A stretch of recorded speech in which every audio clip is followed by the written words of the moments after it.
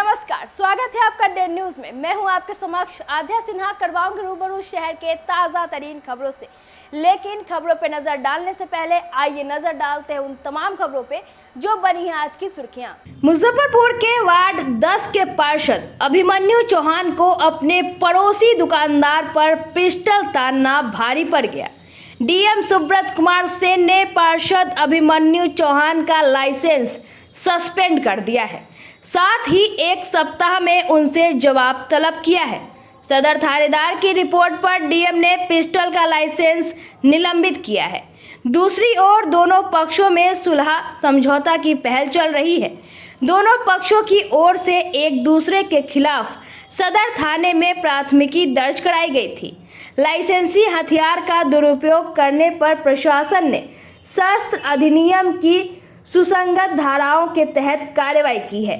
उन्हें निर्देश दिया गया है कि अपना शस्त्र काजी मोहम्मदपुर थाना में तुरंत जमा करा दे। आपको बता दें कि 16 सितंबर की रात 11 बजे गोबरसही चौक पर चौहान ट्रेडर्स के संचालक वार्ड पार्षद अभिमन्यु चौहान का पड़ोसी दुकानदार जितेंद्र कुमार से विवाद हो गया था, जिसके बाद अभिमन्यु चौहान ने लाइसेंसी पिस्टल से धमकाने का काम किया था, जो पूरी घटना सीसीटीवी कैमरे में कैद हो गई थी। पिस्टल का लाइसेंस हम लोगों ने तत्काल प्रभाव से रद्द कर दिया है। थाना प्रभारी को आदेश दिया गया है कि वो इमीडिएटली उस हथियार को जब्त करके थाने में उसको सुरक्षित रख लें। लाइसेंसधारी से हम लोगों ने शो कॉज किया है। नेचुरल जस्टिस के तहत शो कॉज पूछना ज़रूरी है कि क्यों नहीं उनका लाइसेंस रद्द कर दिया जाए। इस तरह का जो कृत्य है जो सोशल मीडिया पर और जिसकी रिपोर्टिंग थाना अध्यक्ष ने हम लोगों के पास एक विस्तृत प्रतिवेदन और वीडियो क्लिप जो है पेन ड्राइव के माध्यम से भेजा है, तो उसके आधार पर शो कॉज हुआ है कि क्यों नहीं उनका लाइसेंस रद्द कर दिया जाए। इस पर जब स्पष्टीकरण लाइसेंसधारी का प्राप्त हो जाएगा उसके बाद उचित निर्णय हम लोग लेंगे और उससे आपको अवगत कराएंगे। दिन जो है मतलब हर्ष फायरिंग के मामले सामने आते, तो ऐसे तमाम लोगों के लाइसेंस रद्द होंगे। ये हर्ष फायरिंग का मामला नहीं है और इस जिले में बहुत अच्छी कार्रवाई डराने धमकाने की बात आई है। तो इसमें जैसा मैंने आपको बताया कि थाना अध्यक्ष की रिपोर्ट प्राप्त होने के 24 घंटे के अंदर हम लोगों ने कठोर कार्रवाई की है। न सिर्फ उनका लाइसेंस निलंबित किया है बल्कि लाइसेंस रद्द क्यों ना हो इसके संबंध में कारण परीक्षा भी हम लोगों ने लाइसेंस होल्डर से पूछा है। और अगर हर्ष फायरिंग का कोई मामला ऐसा आता है तो बिल्कुल उसमें कठोर कार्रवाई करेंगे। लेकिन अभी आप रिसेंट पास्ट में देखिएगा तो इस जिले में कोई हर्ष फायरिंग का मामला प्रतिवेदित नहीं हुआ है। मुजफ्फरपुर के भगवानपुर गायत्री कॉलोनी से सदर थाने की पुलिस ने शराब लदी एक लग्जरी कार जब्त की है। टेट्रा पैक शराब की खेप लेकर कार से आए गोपालगंज के कटिया इलाके के रामपुर खुर्द निवासी अभिषेक कुमार यादव को पुलिस ने गिरफ्तार किया है। हालांकि उसका साथी स्थानीय सुनील कुमार कार से कूदकर फरार हो गया। उसकी तलाश में पुलिस छापेमारी कर रही है। पुलिस गिरफ्तार और फरार आरोपित सहित कार मालिक के खिलाफ सदर थाने में एफआईआर दर्ज की है। मुखबिर की सूचना पर रोककर कार की तलाशी ली गई तो सीट के नीचे से 330 पीस टेट्रा पैक शराब बरामद की गई। सदर थानेदार अस्मित कुमार ने बताया कि गिरफ्तार आरोपित अभिषेक कुमार को कोर्ट में पेश किया गया है। यहां से उसे जेल भेज दिया जाएगा।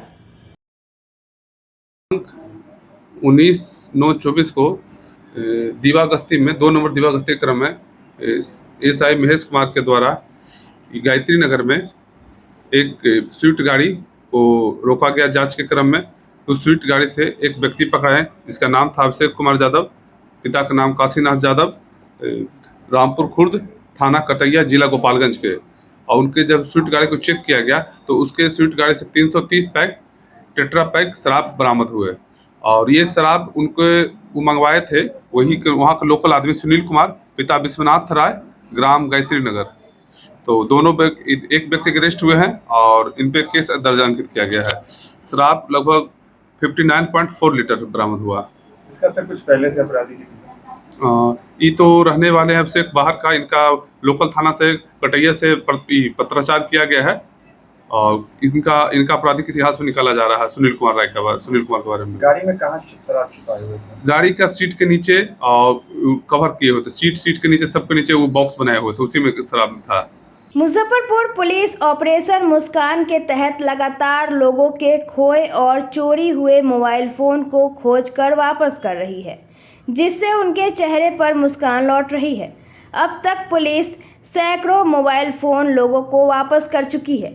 इसी अभियान के तहत शनिवार को एएसपी टाउन भानु प्रताप सिंह के कार्यालय में ऑपरेशन मुस्कान के तहत 14 लोगों के गुम हुए या चोरी हुए मोबाइल बरामद कर उन्हें सौंपे गए। पिछले 6 महीनों के दौरान जिनके मोबाइल खो गए थे, उन्हें मिलते ही उनके चेहरे खुशी से खिल उठे। मोबाइल मिलने पर लोगों ने एएसपी टाउन भानु प्रताप सिंह का आभार व्यक्त किया। इस दौरान एएसपी टाउन ने कहा कि 14 मोबाइल बरामद कर उन्हें असली मालिकों को सुपुर्द कर दिए गए हैं। जिले के विभिन्न थानों में मोबाइल चोरी या गुम होने की सूचना दर्ज की गई थी, जिस पर जिला सूचना इकाई की टीम लगातार काम कर रही थी। पिछले 6 महीनों में 14 मोबाइल पुलिस ने बरामद किए हैं। आज दिनांक 21 सितंबर 2024 को ऑपरेशन मुस्कान का एक अगला चरण था, जिसके तहत जो मोबाइल गुम हुए थे या चोरी हो गए थे या किसी अपराधी द्वारा किसी पीड़ित व्यक्ति से छीन लिए गए थे, उनको उनके जो वादी पक्ष है उनको सुपुर्द किया गया है। और आपकी जानकारी के लिए बताया जा रहा है कि ये ऑपरेशन मुस्कान अभी कोई नई पहल नहीं है, पूर्व से ही चला आ रहा है। और मुजफ्फरपुर ज़िले में वरीय पुलिस अधीक्षक महोदय और नगर पुलिस अधीक्षक महोदय के नेतृत्व में चल रहा है। और इसको टाउन डीआईयू, विशेषकर जो नगर क्षेत्र के लिए डेडिकेटेड टाउन डीआईयू की टीम है जो बनाई गई है, वो इसको गति दे रही है। तो इस चरण में हमारा दूसरा प्रयास है। पहले भी हमने वितरित किए हैं मोबाइल और आज हम इनको फिर एक बार से लोगों के लिए वितरित कर रहे हैं। तो इसमें मुख्यतः वही मोबाइल हैं, जैसा मैंने अभी आपको दोहराया, ऐसे मोबाइल जो कहीं किसी व्यक्ति विशेष के खो गए हैं, या फिर वो मोबाइल जो कोई व्यक्ति जो अपराधी उनसे छीन कर ले गया है, या ऐसे मोबाइल जो उनके चोरी हो गए हैं। तो तीनों तरह के जो श्रेणी के जो मोबाइल हैं उनके धारकों को वापस आज मुजफ्फरपुर पुलिस द्वारा लौटाए गए हैं। मोबाइल दिए गए? आज टोटल 14 मोबाइल उनके वास्तविक धारक के मालिकों को दिए गए हैं। इन 14 मोबाइलों को जिन्होंने चोरी किया था उसमें कितने अपराधी गिरफ्तार हुए? इसमें कुछ मोबाइल चोरी के हैं, जहां से उसमें पुलिस छानबीन में लगी हुई है। एक या अभी 2 मोबाइल के बारे में पता चल रहा है कि कोई उनको चोरी हुए हैं उनके। अब चूंकि जो व्यक्ति चोरी करता है वो किसी और को बेच देता है, तो उसमें भी पुलिस लगी हुई है कि भाई उसने किससे खरीदा, है ना। क्या किसी मोबाइल का EMI नंबर चेंज था?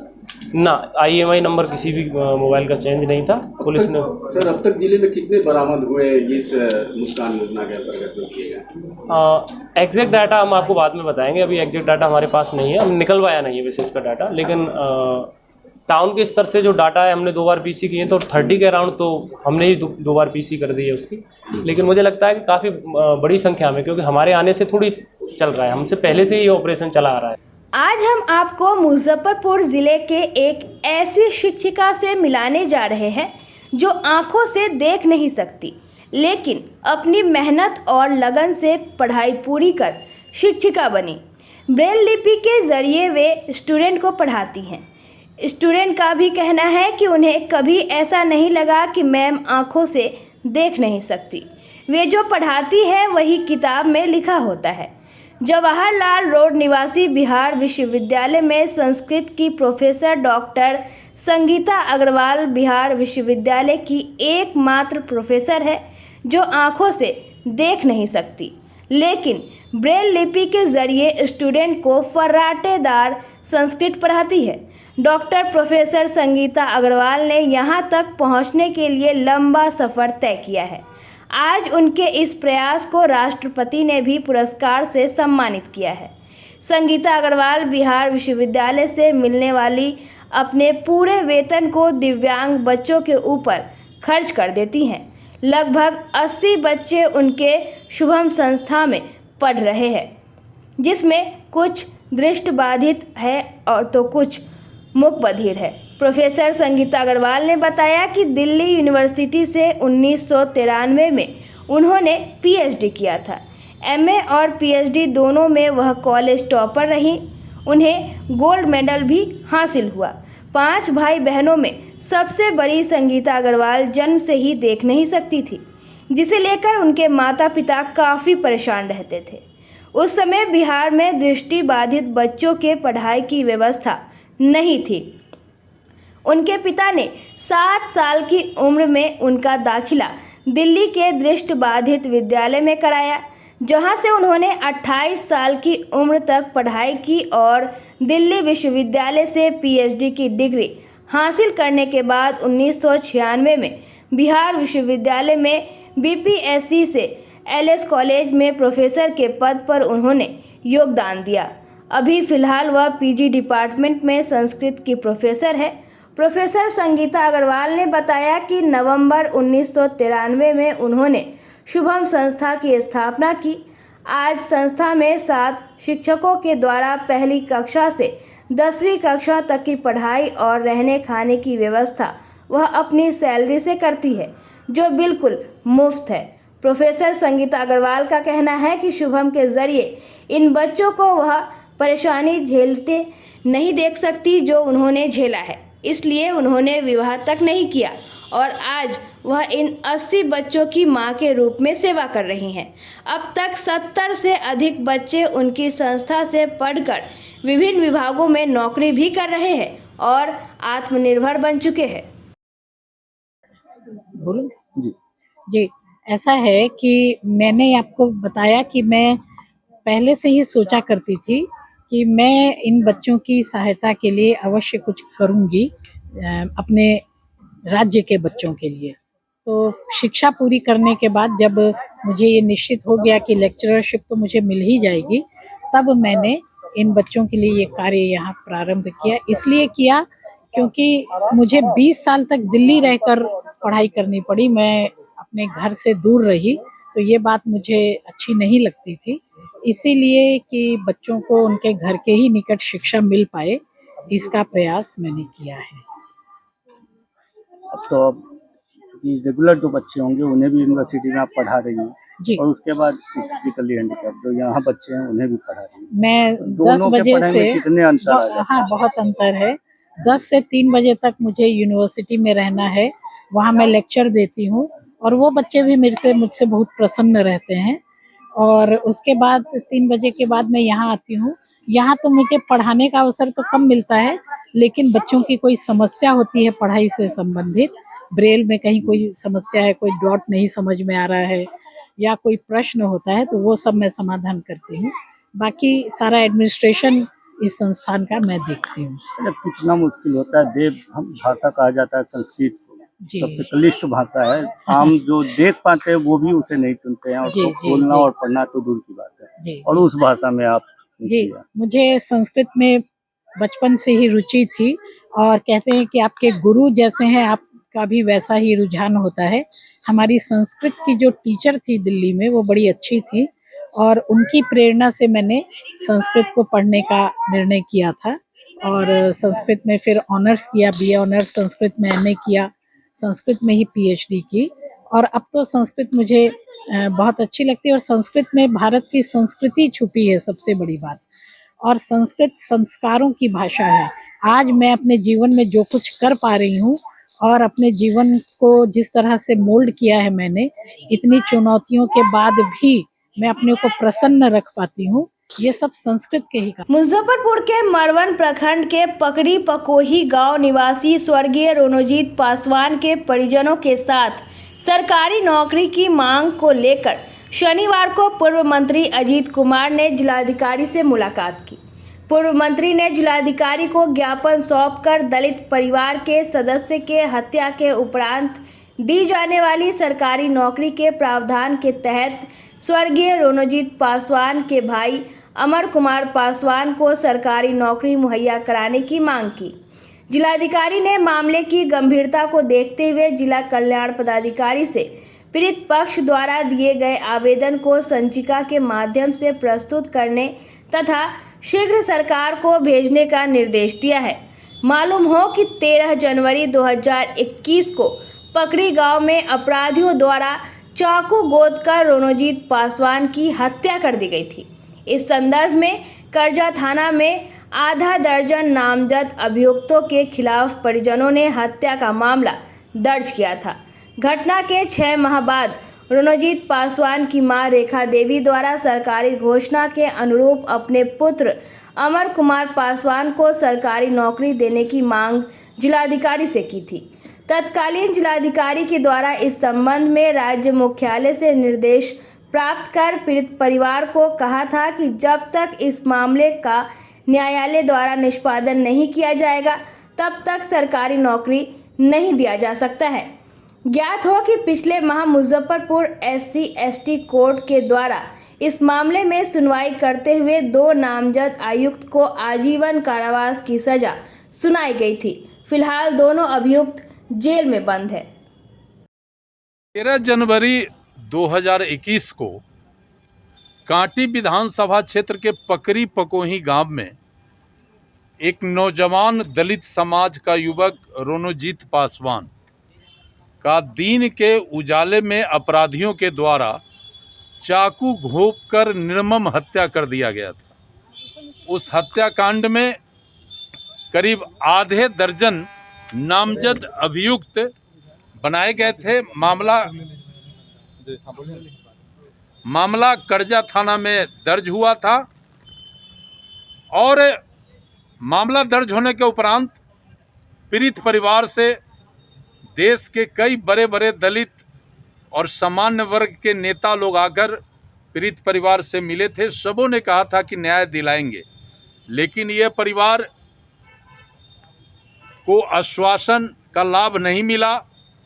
हम सबके सहयोग से ये परिवार लड़ते हुए और पिछले महीने न्यायालय के द्वारा जो भी नामजद अपराधी थे उसमें से 2 अपराधी को आजीवन कारावास की सजा सुनाई गई है।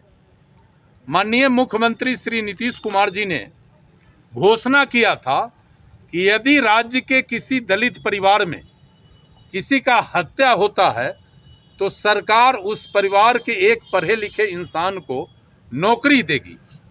इस संदर्भ में आज से 1.5 साल पहले तत्कालीन जिलाधिकारी से उसकी मां श्रीमती रेखा देवी और भाई अमर पासवान के साथ मैं मिला था आवेदन लेकर, और जिलाधिकारी महोदय ने मुख्यालय से संपर्क किया और फिर उन्होंने बताया कि ऐसे मामले में जब तक कन्विक्शन नहीं होता है तब तक के सरकार नौकरी नहीं देती है। पिछले महीने 2 अभियुक्तों का आजीवन कारावास हुआ, जेल में बंद हैं, और उसी संदर्भ में पीड़ित रेखा देवी पासवान और अमर पासवान जो इनके एकमात्र लड़के हैं, ग्रेजुएट लड़का है, पढ़ा लिखा है, इसकी नौकरी की मांग को लेकर हम जिलाधिकारी से मिलने आए थे। जिलाधिकारी महोदय ने बहुत ही गंभीरता से इस विषय को लिया है और तुरंत कल्याण पदाधिकारी को निर्देश दिया है कि इस आवेदन का तुरंत से अध्ययन करें। उस पर आदेश भी किया है आवेदन पर, और फाइल तुरंत मेरे पास उपस्थापित करें और सरकार को फाइल भेजें ताकि इस नौजवान को हम नौकरी दे सकें। इसी संदर्भ में आज हम जिलाधिकारी महोदय से मिलने के लिए आए। भारत बांग्लादेश के बीच हो रहे टेस्ट सीरीज मैच को रद्द करवाने की मांग को लेकर हिंदू जन जागृति समिति ने जिलाधिकारी के माध्यम से प्रधानमंत्री, खेल मंत्री, विदेश मंत्री और भारत क्रिकेट कंट्रोल बोर्ड को ज्ञापन सौंपा है। मामले की जानकारी देते हुए हिंदू जन जागृति समिति के अध्यक्ष आचार्य चंद किशोर पराशर ने बताया कि बांग्लादेश में विगत 2 महीने से आरक्षण को लेकर चल रहे आंदोलन को जिस तरह हिंदुओं की तरफ मोड़ दिया गया, सैकड़ों हिंदुओं को मारा गया, मंदिरों को तोड़ा गया, वहीं दूसरी तरफ भारत सरकार बांग्लादेश के क्रिकेट टीम को भारत बुलाकर सुरक्षा देकर क्रिकेट मैच करा रही है। यह हम लोगों को बर्दाश्त नहीं है। यह दोहरी नीति है, इसका हम लोग विरोध करते हैं और इसी को लेकर हम लोगों ने आज एक ज्ञापन सौंपा है जिसमें मांग की गई है कि 27 अक्टूबर से हो रहे दूसरे क्रिकेट टेस्ट मैच को रद्द कर दिया जाए, अन्यथा उस दिन हम लोग पूरे देश में हिंदू जन जागृति समिति के बैनर तले BCCI का पुतला दहन करेंगे और भारत सरकार के शत्रु प्रेम की नीति का हम लोग विरोध करेंगे।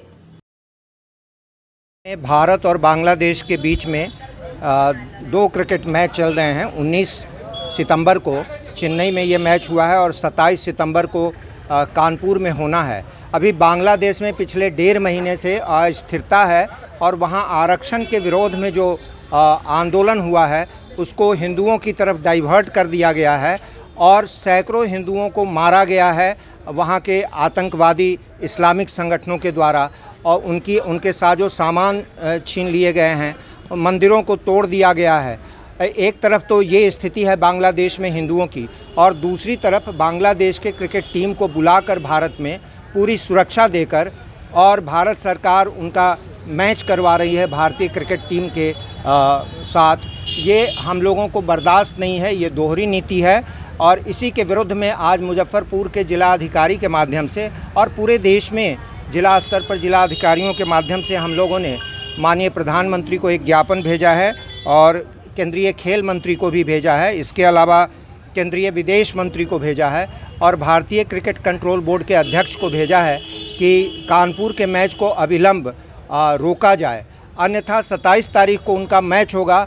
पूरे देश में हमारे हिंदू जन जागृति समिति की जो भी इकाई है वो उस दिन बीसीसीआई का पुतला दहन करेगी और भारत सरकार के इस नीति का, शत्रु प्रेम के नीति का हम लोग विरोध करेंगे। क्या यह हल है कि मैच रोक देने से वहाँ जो हिंदुओं पे हो रहा है? एक प्रतीकात्मक दबाव तो है और इससे एक डिप्लोमेटिक भी मैसेज जाएगा, एक राजकीय संदेश भी जाएगा। सरकार को नहीं सोचना चाहिए, जो आम लोग आप संगठन से उठा रहे हैं, क्या सरकार इसका क्या कारण है कि मैच करवा रही है? सरकार तो चाहे कोई भी सरकार हो, चाहे वो भारतीय जनता पार्टी के द्वारा लीड किया जाता हो या कांग्रेस पार्टी के द्वारा लीड किया जाता हो, सरकार की प्राथमिकता उनका वोट बैंक होता है। और मोदी सरकार ने मुसलमानों के लिए जितना ज़्यादा अपीजमेंट पॉलिसी बनाया है उतना किसी सरकार ने नहीं बनाया है। और तो और यूपीएससी में उर्दू को मोदी सरकार ने स्थान दिया है। 3 तलाक का कोई मतलब नहीं था, मजहबी मामला है, उसको रोका है मोदी सरकार ने। ये अन्य भी कई इस तरह के हैं। तो कहते हैं कि हिंदू का सरकार है। हाँ, हम भी यही मानते हैं कि हिंदू की सरकार है, मगर हिंदू के पक्ष में उन्होंने किया क्या है? 370 उन्होंने हटाया तो भारत की अखंडता के लिए, ना कि वहाँ के पंडितों के लिए। आज भी वहाँ के पंडित दिल्ली के फुटपाथों पर ही बसे हुए हैं। या इस तरह की कोई भी हिंदू नीति, हिंदू हितकारी नीति नहीं बनाया है, जबकि मुस्लिम अपीजमेंट का उनको कंप्यूटर बांटा जा रहा है, उनको लैपटॉप बांटा जा रहा है मदरसों में, मदरसों की फंडिंग बढ़ा दी गई है। ये सारी नीति मोदी सरकार ने की है और वो वोट बैंक के लिए ये सब कर रही है। और वोट बैंक के लिए ही बांग्लादेश में, जहां हिंदुओं को हज़ारों की संख्या में और लाखों की संख्या में उत्पीड़ित किया गया है, वहां के क्रिकेट टीम को बुला करके और जश्न मनाना, उनका क्रिकेट मैच खिलवाना, ये हिंदुओं को प्रताड़ित किया जाना है। न केवल भारत के हिंदुओं को बल्कि पूरी दुनिया में जितने भी हिंदू रहते हैं उनको प्रताड़ित किया जाना है। इसे हम इस रूप में लेते हैं और इसी के विरोध में 27 तारीख को अगर कानपुर का मैच नहीं रोका गया तो पूरे देश में हिंदू जन जागृति समिति जहां कहीं भी हमारी इकाई है वहां पर हम लोग बीसीसीआई का पुतला दहन करेंगे, नुक्कड़ सभा करेंगे। आचार्य चंद्र सिविल कोर्ट के वरीय अधिवक्ता अरुण कुमार शुक्ला ने शनिवार को प्रेस कॉन्फ्रेंस कर Muzaffarpur central cooperative bank private limited पर अरबों रुपए के भ्रष्टाचार का आरोप लगाया। अधिवक्ता अरुण कुमार शुक्ला ने बताया कि सेंट्रल कोऑपरेटिव बैंक में चीफ मैनेजर के रूप में कार्यरत शशि भूषण पांडे की बहाली जाली है। इनका कहना है कि उनके पिताजी विभाग में कार्यरत थे और अनुकंपा के आधार पर इनकी बहाली की गई, लेकिन जब जांच किया गया तो संचिका ही गायब मिली।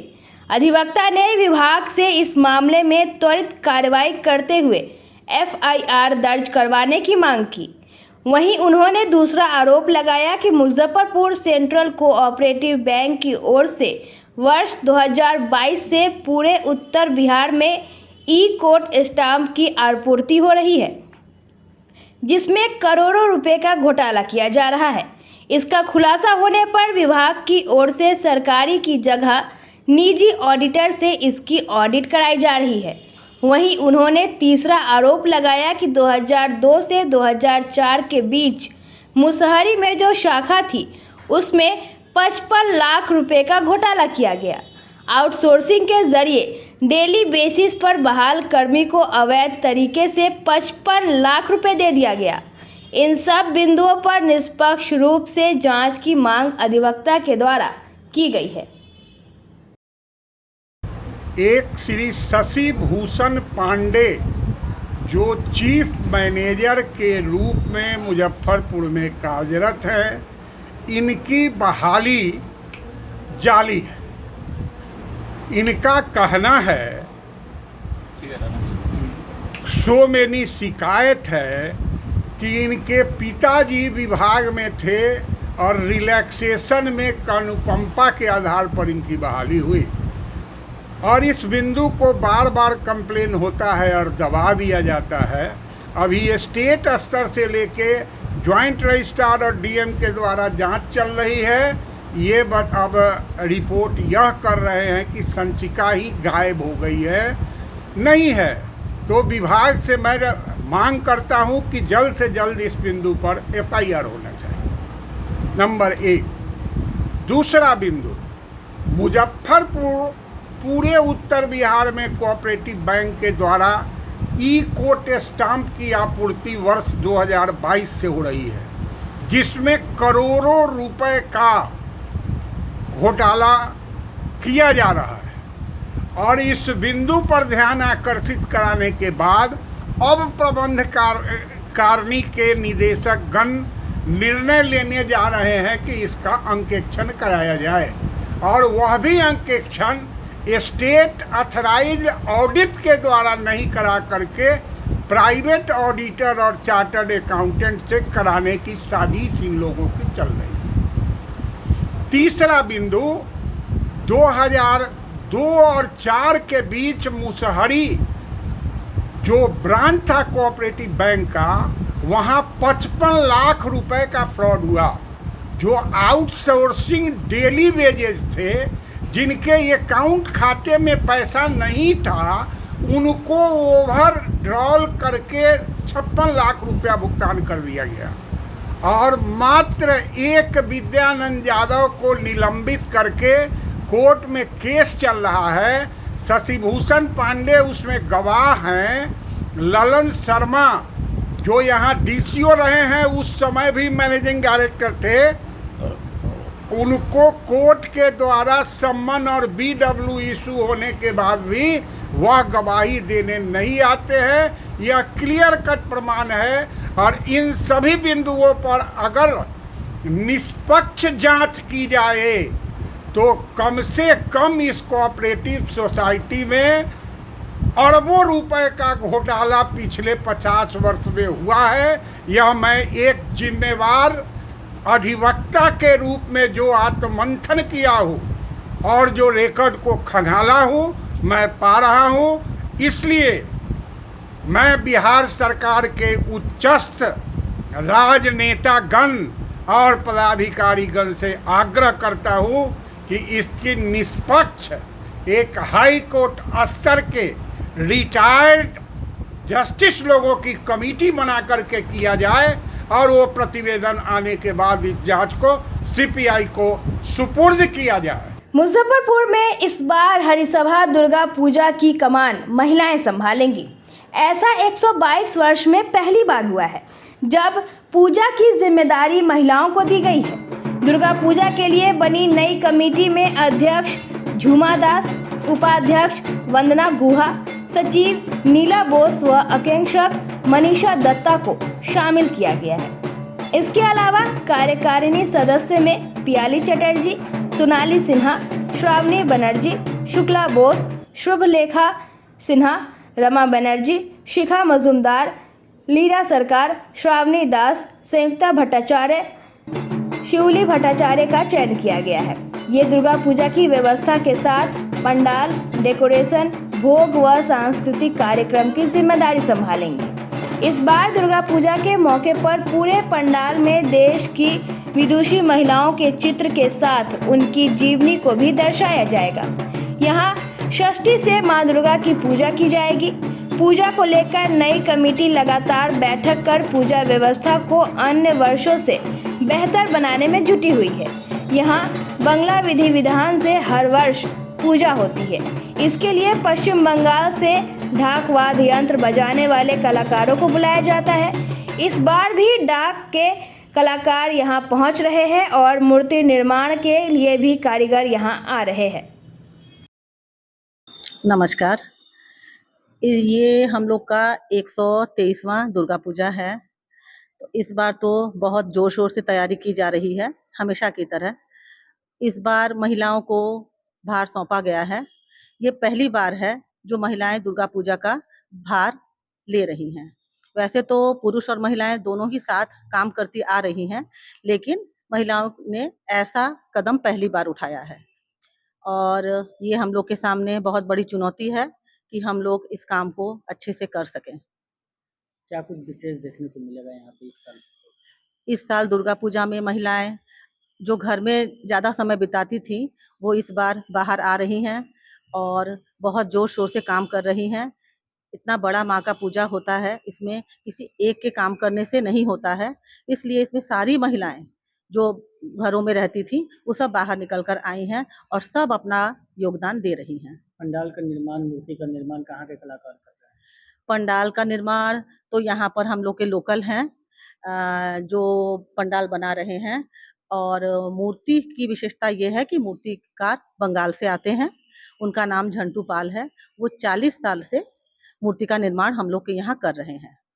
इस बार माँ का 14 फीट मूर्ति है जो माँ रूपी एकदम बनाया गया है, क्योंकि ये महिलाओं की इस बार बागडोर संभाली है, इसलिए माँ रूपी माँ दुर्गा हम लोग के यहाँ आ रही हैं। माता का दर्शन कैसा होगा? परिधान क्या होगा? माता का परिधान सफेद साड़ी और लाल पाड़, ये माता का परिधान है। भक्त कब से माता का दर्शन कर सकेंगे? भक्त षष्ठी के दिन से माता का दर्शन कर सकेंगे और इसमें है ये बंगाली का पूजा, लेकिन इसमें पूरे हिंदू समाज, हमारा पूरा मुजफ्फरपुर से सारे लोग यहाँ पर दर्शन करने के लिए आते हैं। सब लोग हम लोग की मदद करते हैं, सहायता करते हैं, इसलिए हम सारे मुजफ्फरपुर वासियों का बहुत ही आभार जब बताते हैं कि वो सभी लोग यहाँ पर दर्शन करने आते हैं और हम लोग का बहुत मदद करते हैं। ऐसा देखा जाता है कि विधि विधान मुहूर्त बहुत ज़्यादा मायने रखता है पूजा समिति में।